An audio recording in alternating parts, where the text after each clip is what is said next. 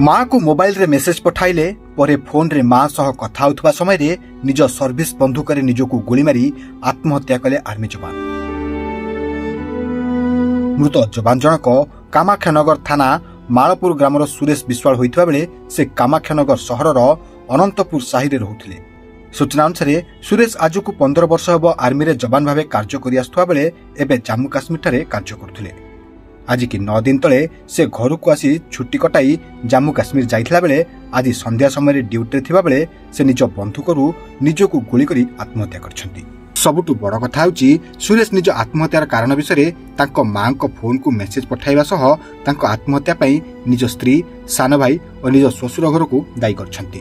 तेबे सुरेशंको मरशरीर जम्मू काश्मीर रे थिबा बेले सुरेश को मृत्यु होइथिबा नै आर्मी तरफरु तांको मां को सूचना दिया जायछि।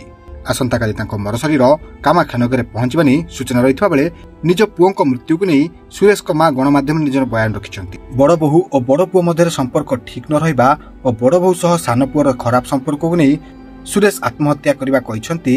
सुरेश को मां एलटी चाकरी करथला घटना हला बड़ बहु पुओ पाखु आइला नाही जोडू आत्महत्या करदेला कहला सब मालो मरी जीवी गोटे माइकिना झीटे मत मानुनी आया रही बुढ़ी माँ को बरस है सान पुओ पचारा ना बड़ पुओ पचारा ना भत्ता 1000 टंकार चलुली आगे फोन कला मालो मरी जीवी मु कहली पुओरे क्या मरबू मुझे मुझी तू क्या अधर धरचु फोन धरी मालो मरीगली